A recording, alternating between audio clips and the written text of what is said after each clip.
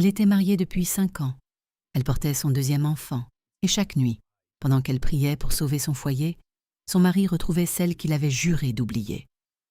Ce n'est pas l'histoire d'un simple adultère, c'est l'histoire d'une femme qui a dû choisir entre garder son mariage ou sauver son âme.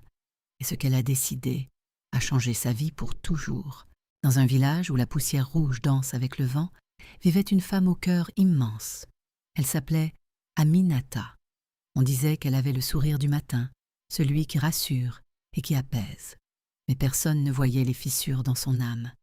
Cela faisait 5 ans qu'elle était mariée à Moussa, un homme charmant, respecté, toujours élégant, toujours rassurant. Au début, leur amour brillait comme un ciel sans nuages. Mais 3 lunes après leur mariage, une ombre entra dans leur maison.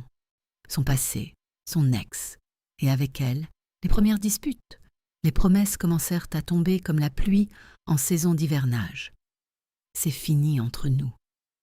Je te le jure. Fais-moi confiance. Mais certaines promesses sont comme des calebasses fissurées. Elles ne tiennent jamais l'eau.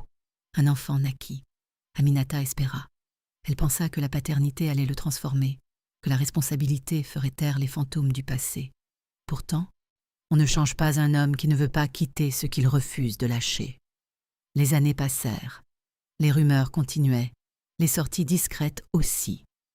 Lorsqu'elle tomba enceinte une seconde fois, ce n'était pas son corps qui était fatigué, c'était son cœur. Une nuit, incapable de dormir, elle marcha seule jusqu'au grand baobab, à l'entrée du village. On disait que cet arbre avait entendu plus de secrets que tous les anciens réunis. Elle posa sa main sur son écorce rugueuse et murmura « Je suis fatiguée. Dois-je rester ou partir ?» Le vent souffla doucement, comme une réponse que seule son âme pouvait entendre. Elle se souvint alors des paroles de sa grand-mère. Une femme forte ne reste pas là où son âme meurt lentement. Cette nuit-là, elle rêva qu'elle portait 2 jarres d'eau. L'une était pleine mais fissurée, laissant couler l'eau à chaque pas. L'autre était vide mais solide. Une vieille femme apparut devant elle et demanda « Pourquoi portes-tu celle qui te vide ?» Aminata répondit « Parce qu'elle a toujours été avec moi. » La vieille femme sourit doucement. La durée n'est pas une raison de souffrir. Elle se réveilla avec une paix nouvelle, une clarté qu'elle n'avait jamais ressentie auparavant. Le lendemain, elle ne cria plus, elle ne pleura plus. Elle observa son mari avec un regard différent. Elle comprit que ce n'était pas elle qui manquait de patience, mais lui qui manquait de vérité. Quand son deuxième enfant naquit, elle sentit une force nouvelle couler dans ses veines. En regardant ses 2 enfants dormir, elle comprit que l'amour devait être un refuge et non une bataille permanente.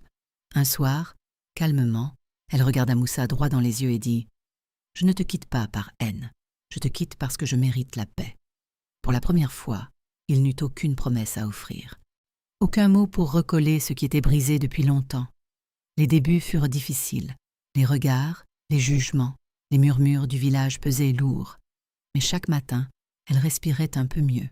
Elle lança un petit commerce, travailla avec détermination et reconstruisit sa vie pierre après pierre. Les années passèrent et ses enfants grandissaient, entourés de rires sincères. Son cœur, autrefois lourd, était devenu léger. Un jour, au marché, elle croisa Moussa. Il semblait fatigué, marqué par ses propres choix. Il la salua avec un respect qu'il n'avait jamais su lui offrir auparavant.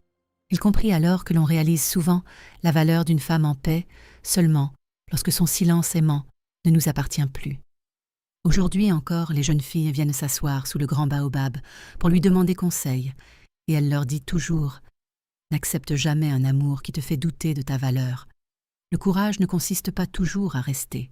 Parfois, le plus grand courage est de partir, pour se retrouver. » Et lorsque le vent souffle dans les branches du vieux baobab, on dirait qu'il confirme cette vérité ancienne, rappelant à chaque femme que sa dignité est un trésor qu'aucune promesse brisée ne doit voler.